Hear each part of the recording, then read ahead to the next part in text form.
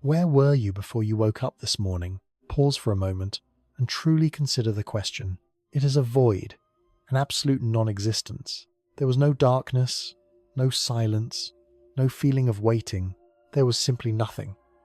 And then, in an instant, a universe bloomed into being behind your eyes. The gentle pressure of the blanket, the distant hum of the city, the specific quality of light filtering through the window. A world, rich and detailed and undeniably real, appeared. And at its very center, a protagonist emerged. You. This daily resurrection is the most profound and overlooked miracle in the known cosmos. It is the genesis of everything we value: love, beauty, knowledge, and pain. It is the foundation of our reality. We call it consciousness. And for millennia, we have assumed we understand what it is. We believe it to be a faithful mirror, reflecting the world as it truly exists. We imagine it as a captain at the helm of the ship, a singular self steering our body through life. But what if this entire conception is a profound and elegant deception? What if the awareness you inhabit, the very essence of your being, is not a window onto reality, but a carefully constructed story? A story told to you, by you, for the sole purpose of survival. The cutting edge of neuroscience, physics, and philosophy is now converging on a startling conclusion.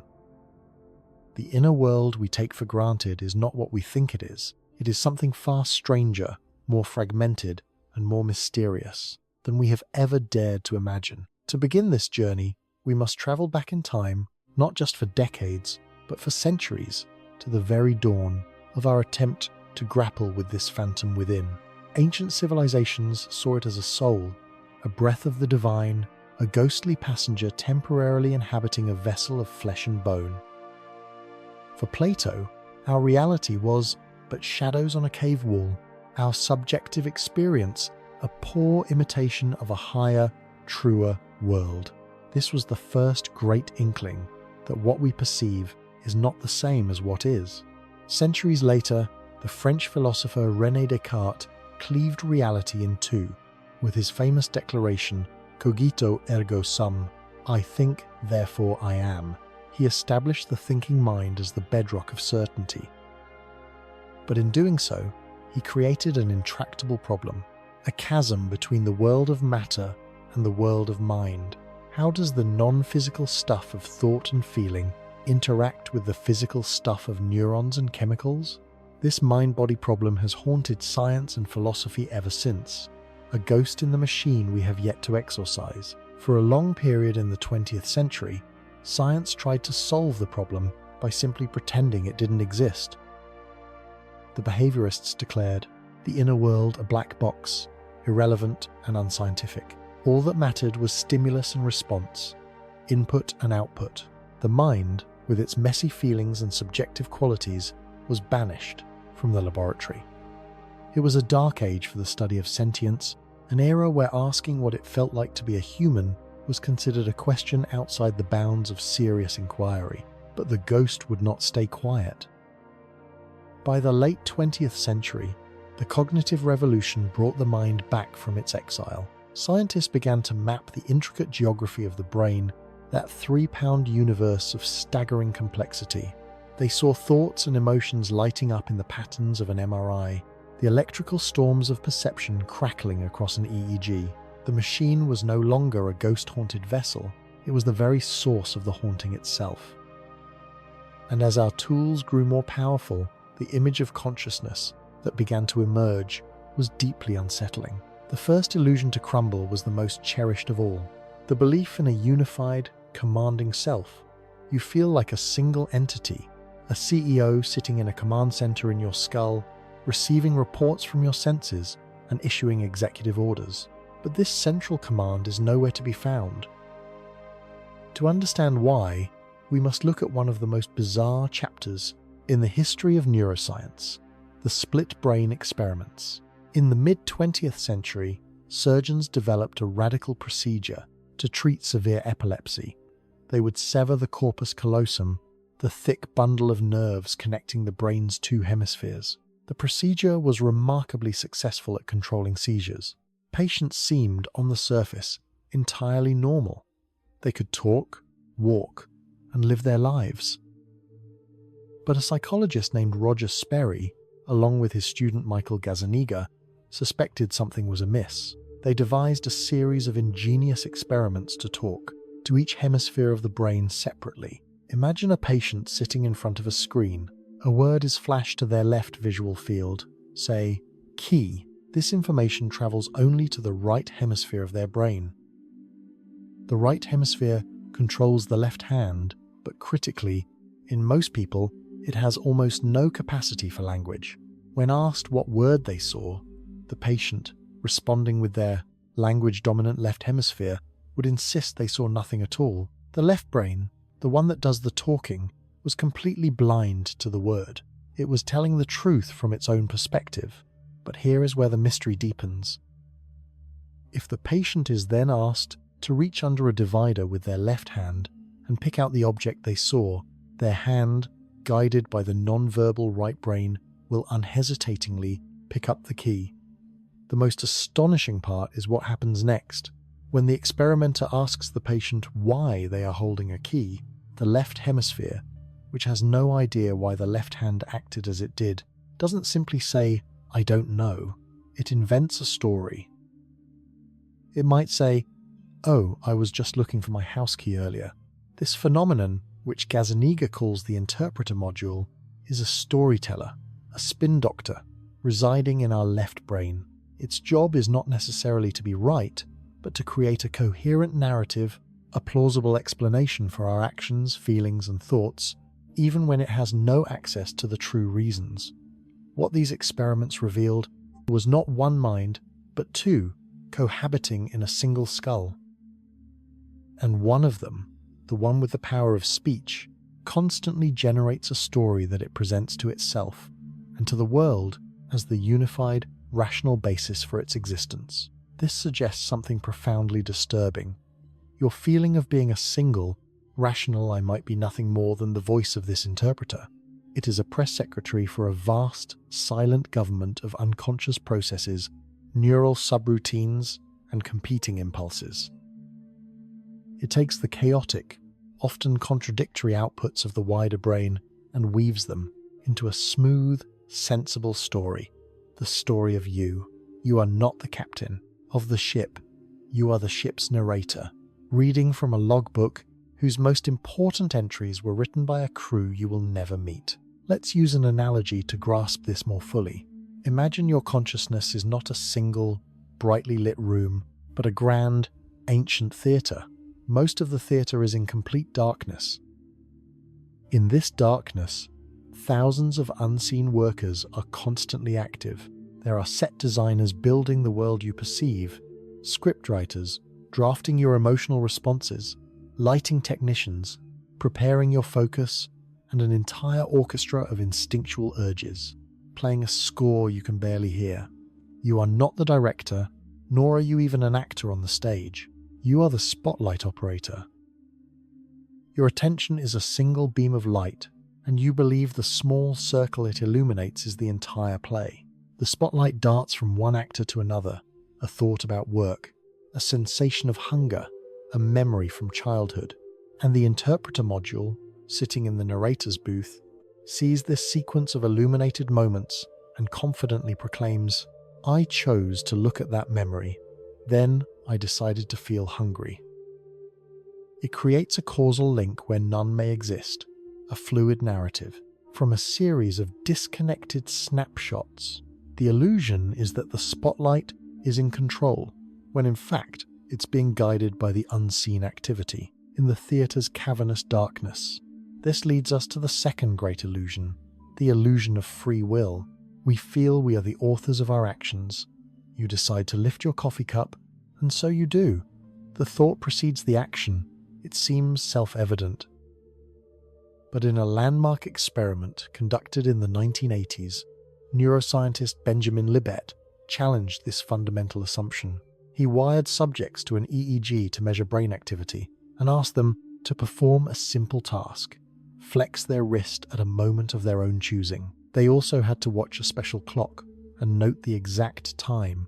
They first felt the conscious intention, the urge to move. The results sent shockwaves through the scientific and philosophical communities. Libet discovered that a specific brain signal, the readiness potential, began to build up in the motor cortex a full half-second times before asterisk. The subject reported having the conscious will to act. Let that sink in. The brain had already initiated the process of movement, long before the individual felt they had made a decision. The conscious decision was not the cause of the action.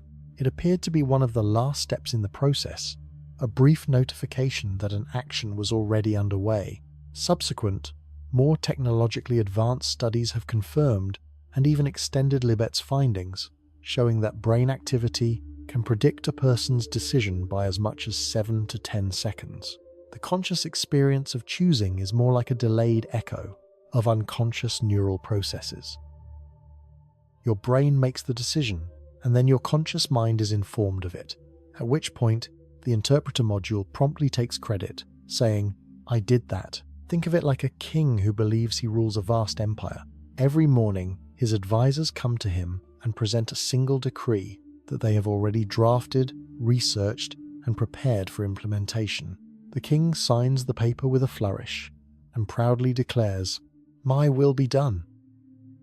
He experiences the full sensation of having made a choice, of being in command. But in reality, the entire machinery of the kingdom was already in motion long before he picked up his pen. His role is not to command, but to grant a royal seal of approval to a decision that was, for all intents and purposes, already made. This is the story of our conscious will. It is not a commander, but a figurehead, a constitutional monarch with the illusion of power. This shatters our notions of responsibility and self-control, but the strangeness does not end there.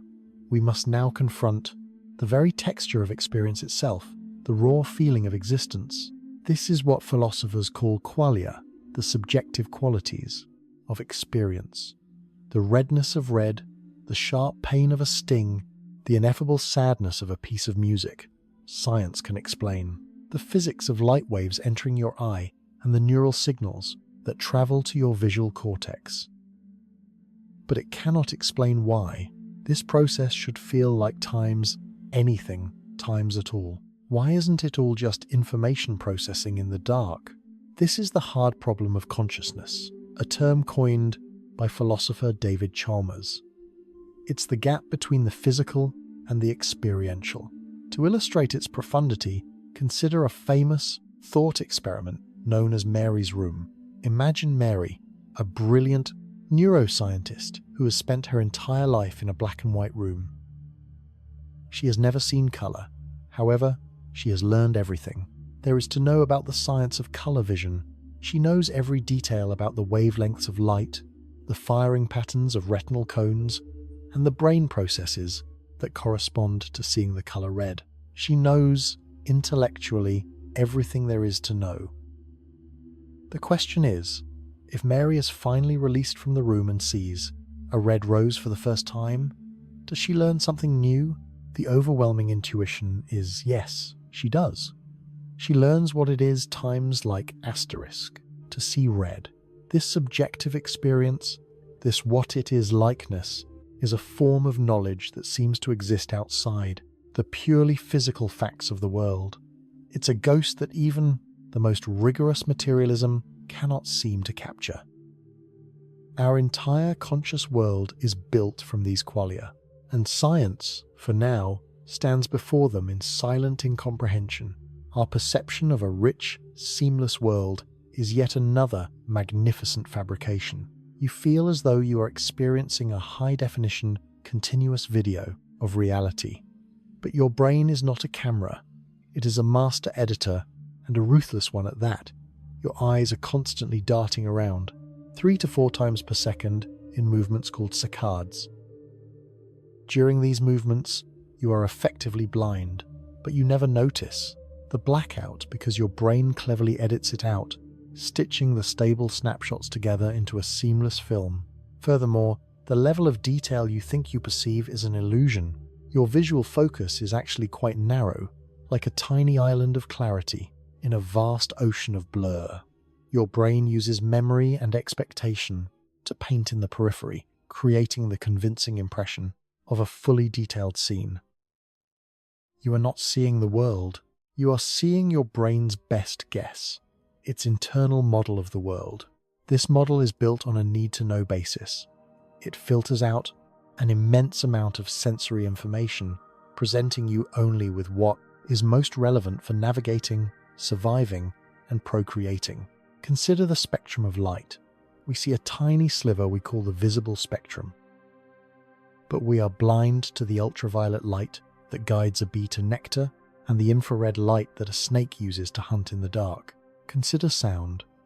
We are deaf to the ultrasonic clicks a bat uses to map its world and the infrasonic rumbles an elephant uses to communicate over vast distances. Our consciousness is not a window onto objective reality.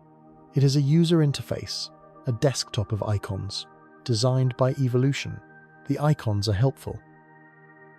They let you interact with the world without needing to understand the complex code running underneath. But it would be a profound mistake to confuse the icon on the screen with the reality of the computer's transistors and circuits. This leads us to a fundamental question. If consciousness is such a complex and convincing construction, why did it evolve at all? What is its purpose? Two major theories are currently vying for an answer. One is called the global workspace theory, championed by neuroscientist Stanislas Dehaene. This theory proposes that the brain is like a massive organization with countless specialized unconscious processes working in parallel. Consciousness is like a global bulletin board or a workspace where information from one of these processes can be broadcast to all the others. For example, your unconscious auditory system might detect a sudden, threatening sound. By broadcasting this information to the global workspace, it becomes conscious. This allows other systems to access it. Your emotional centers generate fear, your motor system prepares to run, and your memory systems try to identify the sound. In this view, awareness is a tool for integration and flexible control, allowing a complex organism to bring all its resources to bear on a single, important piece of information. It is the brain's way of focusing its immense parallel power onto a single, serial task. Another, more ambitious theory is integrated information theory, or IIT, developed by neuroscientist and psychiatrist Giulio Tononi. IIT takes a more fundamental approach. It proposes that consciousness is not something the brain times does asterisk, but something the brain times is asterisk. The theory starts with the essential properties of our own experience. It is rich with information. Every conscious scene is incredibly specific, and it is integrated. You cannot experience the left half of your visual field separately from the right, or the shape of an object separately from its color. Everything is bound together into a single, unified whole.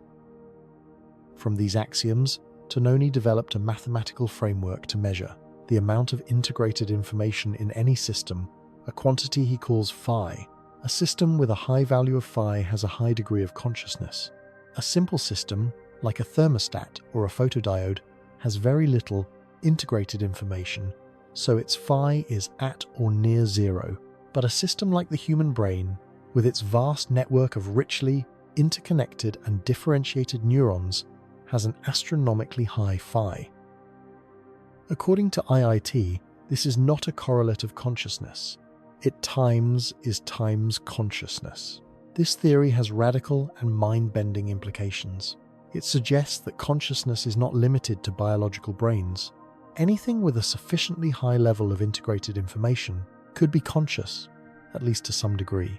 Could a complex computer network, or even the internet as a whole, develop a form of awareness? IIT suggests it is theoretically possible. It also implies that consciousness is not an all-or-nothing property.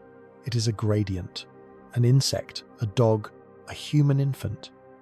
They may all possess their own forms of awareness, differing not in kind, but in the quantity of their integrated information. The universe, from this perspective, may be shimmering with different levels of sentience, most of which we are currently unable to recognize. Where does this leave us? We have journeyed through the unsettling landscapes of the mind, discovering that the self is a story, free will is a feeling, and the world we see is a bespoke reality crafted for our convenience. This can feel disorienting, even nihilistic. If I am not in charge, if my choices are not my own, and if my reality is a fiction, what is left? But perhaps this is the wrong way to frame the question. Perhaps the demotion of the conscious self is not a loss, but an invitation to a more profound understanding of who we are. You are not just the narrator in your head, you are the entire theatre. You are the unseen stagehands, the vast network of unconscious processes, the evolutionary script honed over millions of years, the genetic orchestra. The conscious you is just the final, luminous output of this unfathomably complex and beautiful system. To identify only with the narrator is to mistake the foam on the crest of a wave for the entire ocean. The truth is, you are the ocean. This new understanding reshapes our most personal questions. The ancient practice of meditation, for example, can be seen as a way to quiet the incessant chatter of the interpreter module, to momentarily step back from the story and simply observe the raw flow of sensation and thought without judgment. It is a practical technique for experiencing the mind not as a commander, but as a process, a dynamic and ever-changing flow of information. It is a way of getting acquainted with the rest of the theatre. Similarly, the study of altered states of consciousness, whether through psychedelics, deep trance, or neurological conditions, is no longer a fringe pursuit. These states are not mere malfunctions, they are windows into the brain's construction of reality. By seeing how the model can be changed or even dismantled, we learn more about the mechanics of its normal operation. We learn that the reality we inhabit is just one channel on a television with a near infinite number of possible broadcasts. And what of the future? As we build ever more sophisticated, artificial intelligence, we stand on the precipice of creating entities that may one day cross the threshold of awareness. How will we know if a machine becomes conscious? A machine built on a digital serial architecture may never achieve the kind of integrated information that IIT suggests is necessary. But what about neuromorphic chips that mimic the brain structure? What about quantum computers harnessing the indeterminate nature of reality itself? We may be forced to confront the hard problem in its most practical form. If we create a sentient being, what moral obligations will we have towards it? Will it be a tool, or will it be a person? The questions our descendants will face are no longer the stuff of science fiction. They are becoming engineering problems. The answers will depend entirely on whether we can finally pierce the veil of our own consciousness and understand what it truly is. We began with a simple question: where were you before you woke up? The journey we have taken reveals that, in a sense, the question is flawed. The you that asks the question, the coherent narrator of your life, is itself a product of the waking state. It is assembled fresh each morning from the fragments of memory and the constant stream of sensory data, all woven together by the tireless storyteller in the left hemisphere. The real you is the silent, mysterious process that performs this assembly. It is the collective intelligence of 100 billion neurons, a biological machine of exquisite elegance, operating largely in the dark. The experience of consciousness is its final, greatest, and most convincing artistic creation. It is a masterpiece of biological engineering, a hallucination so perfectly rendered that for millennia we have mistaken it for reality itself. So the next time you marvel at the beauty of a sunset, or feel the sharp pang of a lost love, or simply enjoy the taste of a fresh cup of coffee, remember the illusion. Remember the vast, dark theatre behind the curtain of your perception. But do not despair. The knowledge that it is a construction does not diminish its beauty. A great novel is no less moving because we know it is made of ink and paper. a breathtaking symphony, is no less profound because we know it is made of vibrating air. In the same way, our consciousness is no less precious for being a finely tuned narrative. It is the story the universe is telling to itself through us. We are the vessels through which the cosmos becomes aware of its own splendor. The feeling of being, the simple fact of experience, remains the ultimate mystery. And our journey to understand it, to look behind the curtain of our own minds, is the most fundamental and noble quest we can undertake. The final truth is not that consciousness is less than we thought, but that we are so much more than we consciously know.